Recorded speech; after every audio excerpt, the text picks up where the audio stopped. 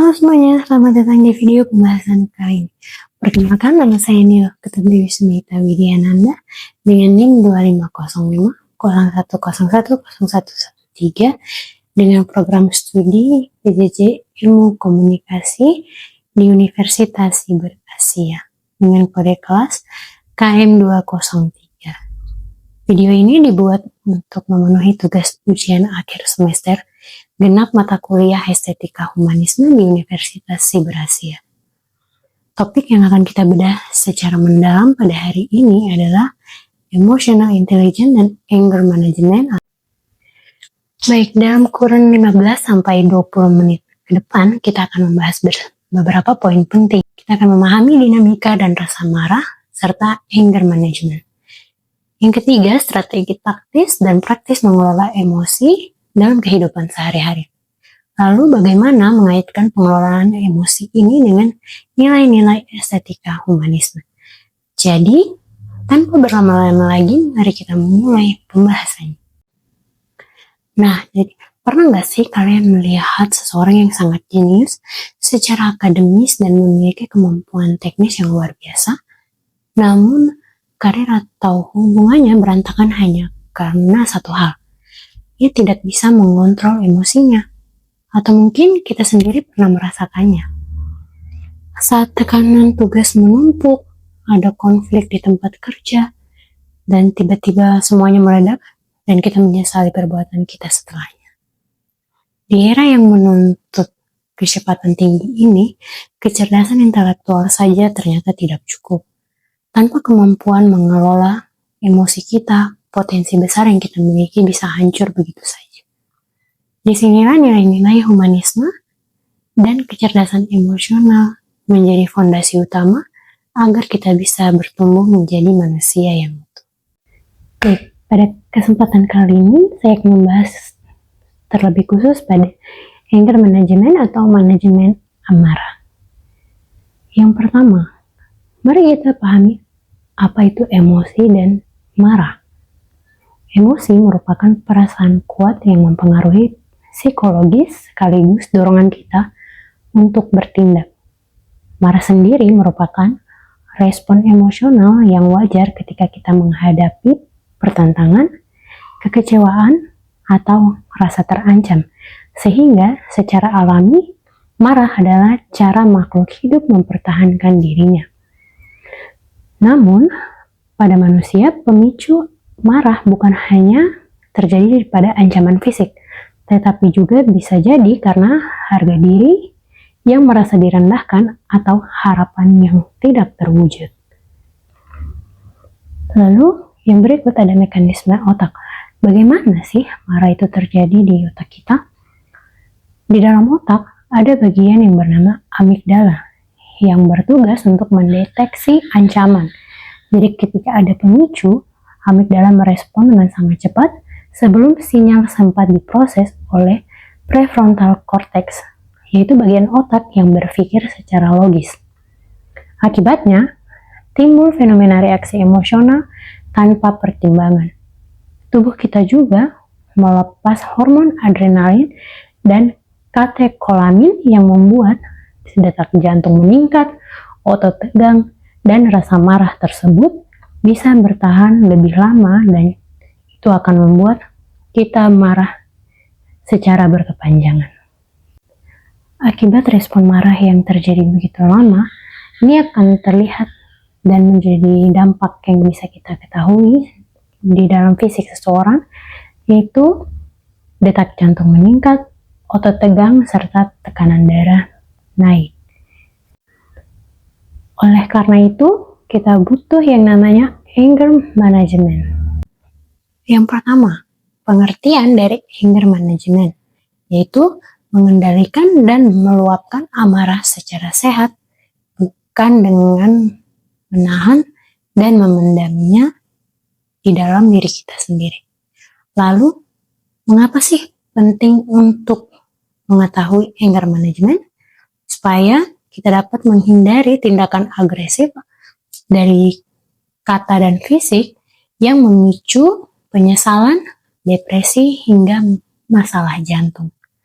Lalu, Apa sih jenis amarah yang perlu kita ketahui? Yang pertama, anger in atau impulse yang diarahkan ke dalam diri sendiri atau memendam emosi di dalam diri kita sendiri yang dapat memicu depresi. Lalu yang kedua, ada anger out atau explicit yang diarahkan ke orang lain secara agresif atau berlebihan. Perlu ditekankan bahwa anger management bukan berarti kita menahan atau memendam amarah, melainkan mengendalikan dan mengekspresikannya dengan cara yang sehat. Jadi, jika amarah dilampiaskan atau disampaikan secara agresif, hal itu bisa saja merugikan diri kita sendiri. Dan itu juga dapat memicu hipertensi, bahkan depresi. Marah sendiri terbagi menjadi dua seperti yang sudah tadi saya jelaskan. Baik, lalu yang berikut, mengapa seseorang bisa sekali untuk mudah terpancing emosinya atau seseorang bisa mudah marah hanya karena hal yang sepele? Nah, yang pertama tentu saja ini terlihat dari kondisi fisik dan mental seseorang. Bisa karena ia kelelahan, atau kurang tidur dan stres yang berlebih, baik dari sisi internal maupun eksternal, yaitu dari dalam keluarga, diri sendiri, pekerjaan, studi, kuliah, atau apapun yang bisa mempengaruhi pikirannya sehingga stres berlebih membuat seseorang menjadi mudah marah.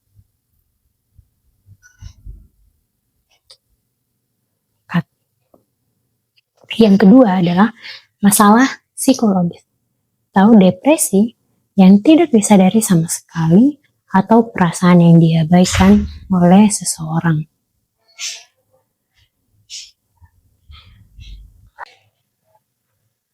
Yang ketiga, faktor medis atau adanya penyakit tertentu seperti hipertiroidisme atau depresi. Banyak penyakit yang tidak kita sadari yang perlu kita periksakan kepada ahlinya. Nah, dari hal yang sudah saya jelaskan barusan, coba kita bayangkan ketika kita sudah lelah bekerja seharian, lalu kita melanjutkan kuliah kita di malam hari atau di waktu senggang. Nah, ketika kita berada dalam pengerjaan tugas kelompok, lalu salah satu teman kita yang ketika kita minta materinya atau memberi dia tugas, tiba-tiba dia menghilang di hari ketika kita mau menyelaraskan tugas yang sudah kita kerjakan. Atau di ghosting lah istilahnya. Bagaimana sih perasaan kita? Sudah pasti kita marah, kita emosi dan kita jengkel ya. Atau ini yang kita sebut dengan anger out. Tapi kalau kita refleks maki-maki dia di grup, dan tugas tetap nggak selesai, dan hubungan pertemanan kita menjadi rusak, disinilah bedanya merespon dengan emosi versus menggunakan anger management. Seperti yang tadi saya sudah bilang, yang sudah saya jelaskan, tarik nafas selama 1-10 detik, dan berbicara ketika pikiran kita sudah lebih tenang dan siap untuk menjawab. Ini lebih penting dan lebih baik daripada kita langsung melontarkan kata-kata yang kasar kepada teman kita dan kita tidak menemukan jalan keluar hanya dengan maki-maki atau hanya dengan berkata kasar. Masalah tidak akan selesai sampai di sini. Lalu bagaimana sih teknik dan solusi dalam mengendalikan amarah? Nah, yang pertama ada mundur sejenak atau time out. Tarik napas yang dalam dan hitung 1-10 sebelum kita merespon sesuatu. Yang kedua, pengalihan yang positif. Bisa olahraga, menulis, menggambar, relaksasi, atau semua hobi yang bisa kita lakukan untuk mengalihkan amarah kita menjadi bentuk yang lebih positif, yaitu lewat hobi kita atau lewat aktivitas yang kita sukai. Yang ketiga, komunikasi secara efektif. Berbicaralah setelah tenang, setelah kita merasa lebih baik, dan berbicara dengan kepala yang dingin. Lalu yang kedua, kritik perilakunya, bukan orangnya. Lalu fokus pada solusi dan bukan rasa kesal atau ego dari diri kita sendiri. Dan cari bantuan profesional. Segera konsultasi ke psikolog jika emosi sulit terkontrol dalam waktu yang panjang atau dalam jangka waktu tertentu, kita merasa bahwa kita tidak mampu menahan emosi kita secara berkepanjangan. Maka kita butuh bantuan profesional.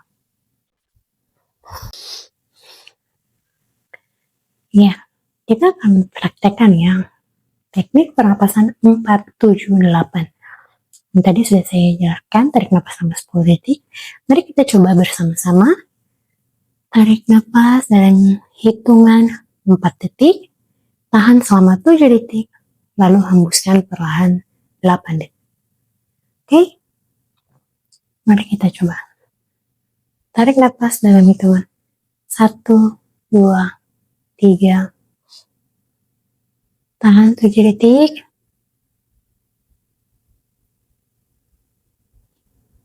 Hembuskan selama 8 detik. 4, 5, 6, 7, 8. Sambil dihembuskan ya, jangan ditahan.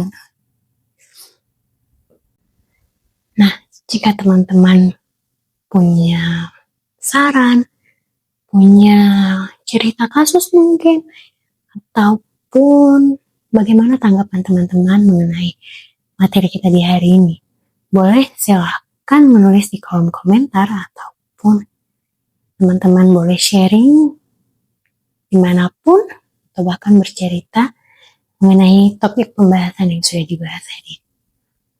Sekian, terima kasih. Ya, sekian materi saya di hari ini. Terima kasih sudah menyimak dan mendengarkan dengan baik apa yang sudah saya sampaikan di materi kali ini. Sebelum saya menutup video pembelajaran di hari ini, video materi di hari ini, mari kita ingat satu pesan bijak bahwa orang hebat bukanlah orang yang selalu menang dalam pertarungan, tetapi orang yang mampu mengendalikan dirinya sendiri ketika marah. Sekian presentasi dari saya. Semoga dapat dipahami dan dimengerti oleh semua orang yang menyaksikan video ini. Terima kasih.